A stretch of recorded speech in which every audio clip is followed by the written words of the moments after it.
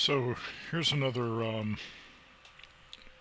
short video for the Who Said It Better series, where we take a look at various so-called Jesus sayings or words or teachings of Iesous, and we ask ourselves the question, was this better said by a peaceful Jewish itinerant rabbi, or was it said by a Roman general who exterminated Jews and then invented a myth to program non-Jews against Judaism, and who became emperor, mind you? So, we're looking at Matthew chapter 17, and this is in the King James Version. We'll check it out in the Revised Standard Version also. And when they were come to Capernaum, that's Iesous and his disciples, they that received tribute money came to Peter and said, Doth not your master pay tribute? He saith, Yes. In other words, Peter answered yes. And when he was come into the house, namely Peter, Iesous prevented him, saying, What thinkest thou, Simon? And so here their narration calls him Peter, but then Iesous calls him Simon. Of whom do the kings of the earth take custom or tribute? Of their own children, or of strangers? Peter saith unto him, Of strangers. Iesous saith unto him, Then are the children free. Notwithstanding, lest we should offend them, go thou to the sea, and cast an hook, and take up the fish that first cometh up, and when thou hast opened his mouth, thou shalt find a piece of money. That take and give unto them for me and thee. So let's switch to the Revised Standard Version. It'll be a little bit more helpful.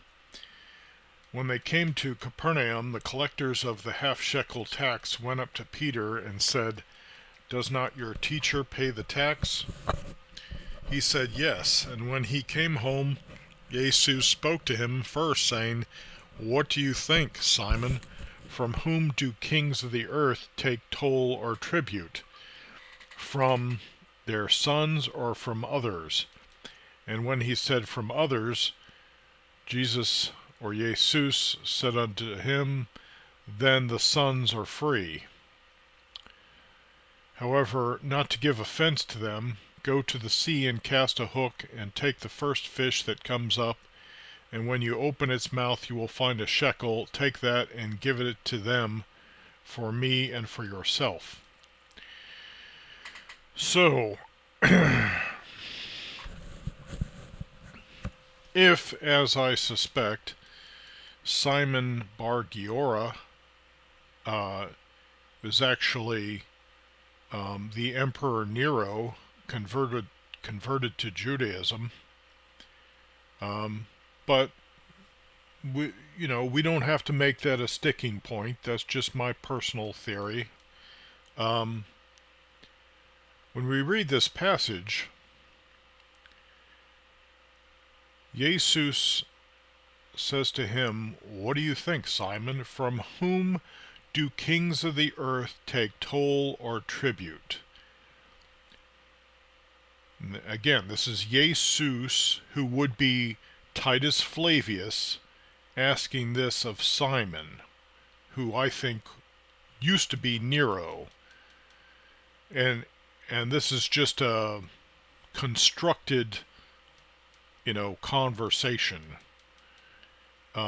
Because I don't think the Emperor Nero, as the resistance fighter Simon, was necessarily rubbing elbows with Titus Flavius when Titus Flavius was laying siege to Jerusalem. Now, it's possible that some of these false flag resistance fighters working for Rome, that they some of them may have been that, and that they may have somehow found the time to meet up with Titus Flavius to compare notes or synchronize their watches on their plans. I don't know. But the way it's pictured in Flavius Josephus is Simon the resistance fighter was in a distinct body of Jewish resistance fighters opposing Titus and the Roman legions.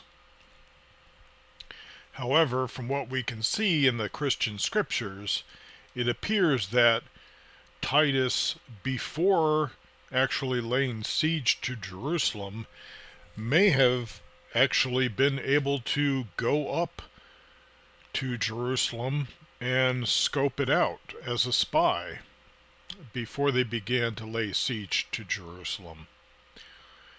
Because, if you took a Roman general and he dressed in local clothing, you wouldn't know that he was Titus Flavius. You wouldn't recognize him. They didn't have social media. You couldn't follow his account and get a good idea what he looked like, especially if you're living in a Jewish culture where they don't have images of people.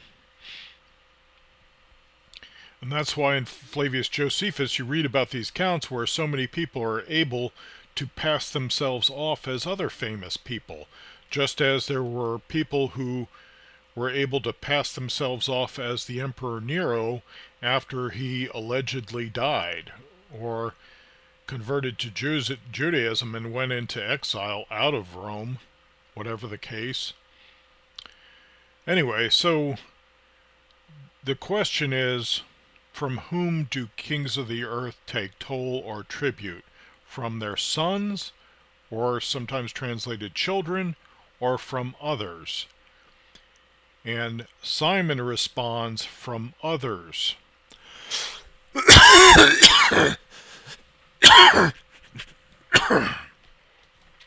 Then Iesous, Titus, says to him, then the sons are free. So, if this is when Vespasian had already become emperor, and they're taking tribute, or the tax, and Vespasian is the king of the earth, then does Titus Flavius, the son of Vespasian, have to pay the tribute to the emperor? I don't know the answer to that according to Roman law, but here Iesous Titus Flavius is saying the sons are free from paying tribute to their father when he's the king.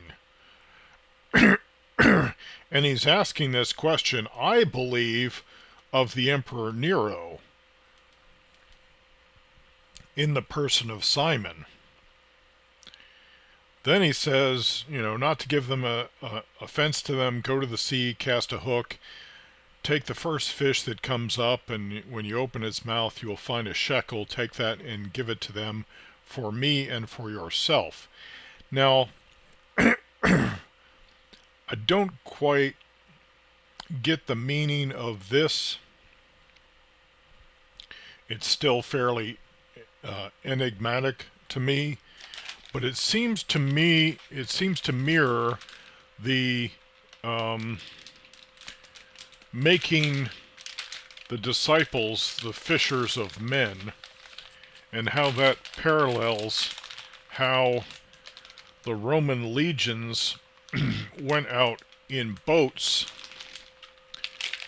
on the lake, or was it the Sea of Galilee? I forget. And they were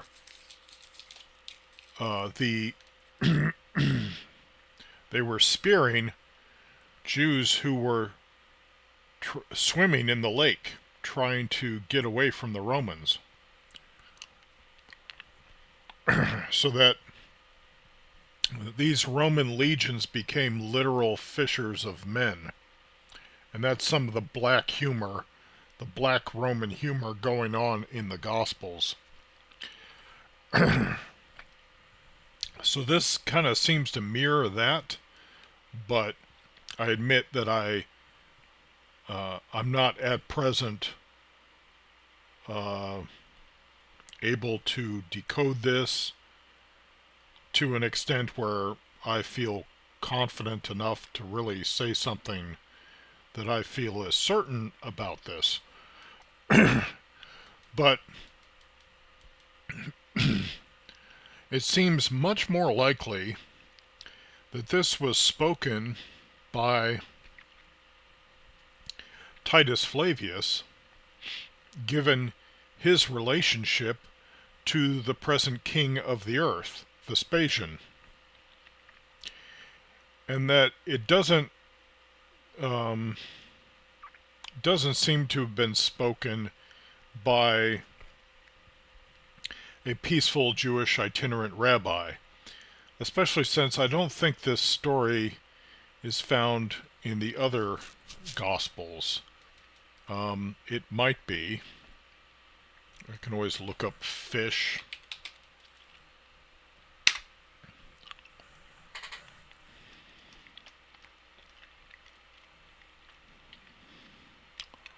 So we were looking at Matthew, so we want to look in Mark.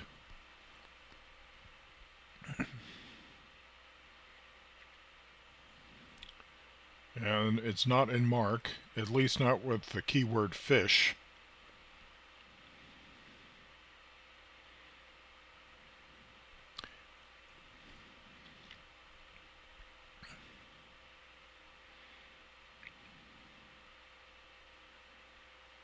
And it's not in Luke.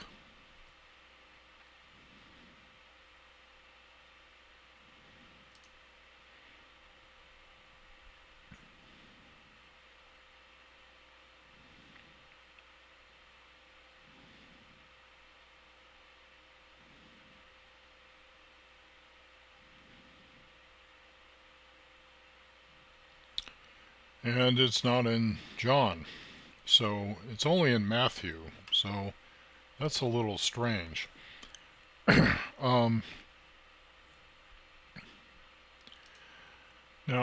I asked Google AI this. I said, what was the tribute money that Judeans had to pay in the first century? In the first century, Judeans paid several forms of tribute, including the Roman imperial taxes and the Jewish temple tax.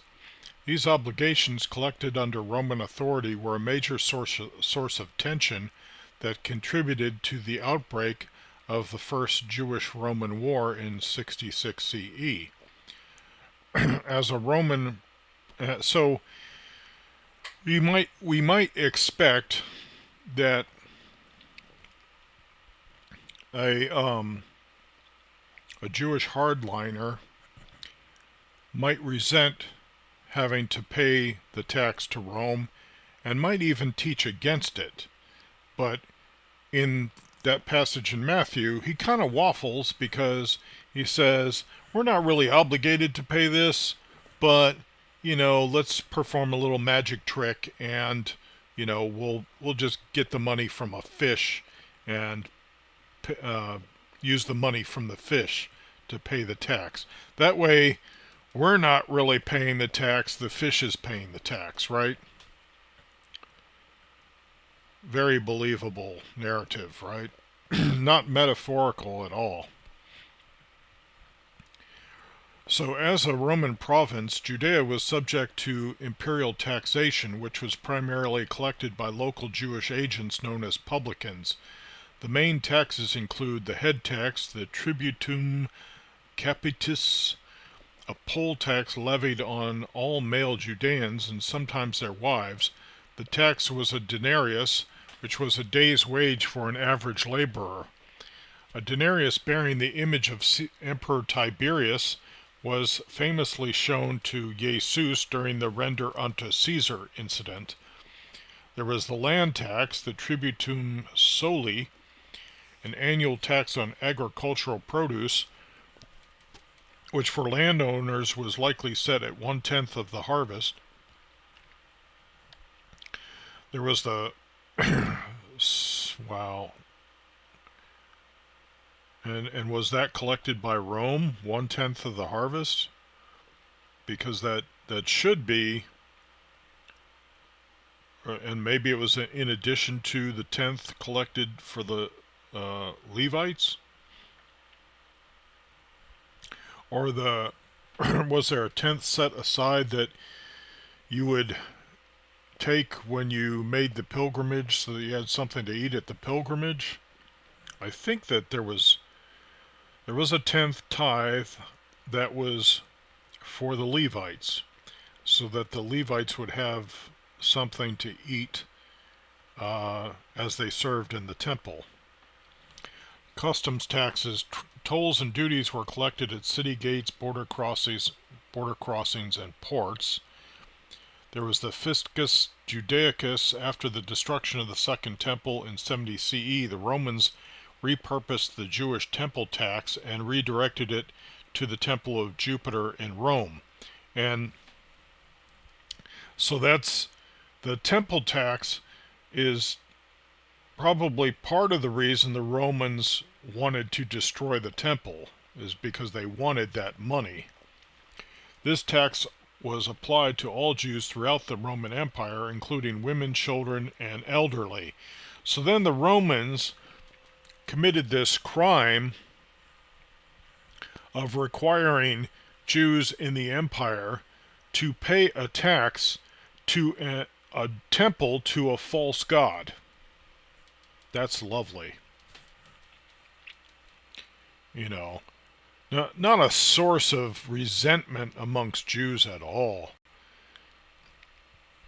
Jewish temple tax. Separately from the Roman tributes, Judeans were required to pay a religious tax for the upkeep of the Jerusalem temple. The half-shekel tax. Every Jewish male aged 20 or older was obligated to pay an annual half-shekel tax to fund the temple's operations. Tyrian shekels. The temple priests only accepted the half-shekel in the form of high-quality silver shekels minted in the Phoenician city of Tyre. This led to a flourishing business for money changers who would exchange foreign currency for the approved Tyrian coins. So that's a bit of a look at some of the taxes and tributes that had to be paid. Of course, one of them was after the destruction of the temple.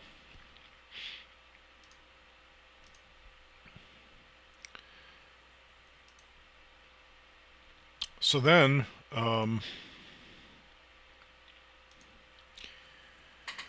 of course, we've got the passage, render unto Caesar the things that are Caesar's, which would refer to the emperor, but it's in Greek, so it says Caesar. And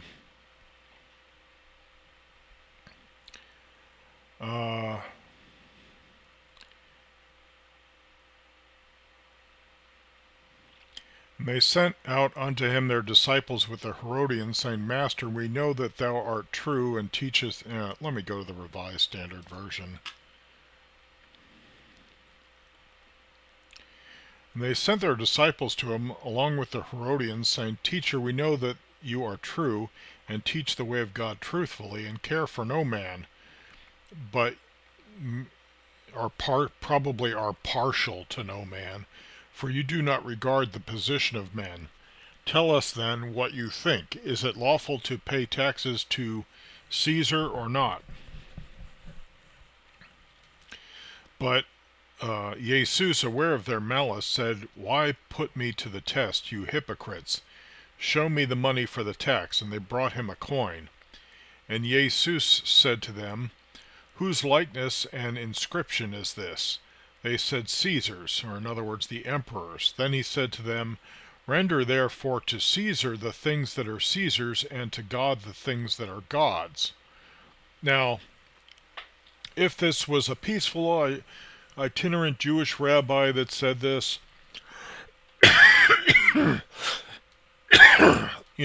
some even the Jesus seminar thought that this was like the most believable of the Jesus sayings. Funny that it served the interests of the establishment and the state for them to think that this was the most believable of his sayings. But if if a Jewish man, a Jewish rabbi said this, then they applaud that, oh yes, he said you should pay the tax. And and that on the other hand, you should be, doing the acts of righteousness and keeping the commandments and rendering to God the things that are God's, the doing of the commandments and doing charity and that sort of thing. And then the audience, when they heard it, they marveled and they left him and went away. Now, if, however, Iesous here is Titus Flavius, it takes on a new meaning. It's a parallelism, because it says, render therefore to the emperor the things that are the emperor's, and to God, meaning also the emperor, the things that are the emperor's, as in the Roman state God. So there it becomes a parallelism. Now, here the teaching is to pay the tax, right? Iesous here is saying pay the tax, but in Matthew he's saying the children are free from the tax.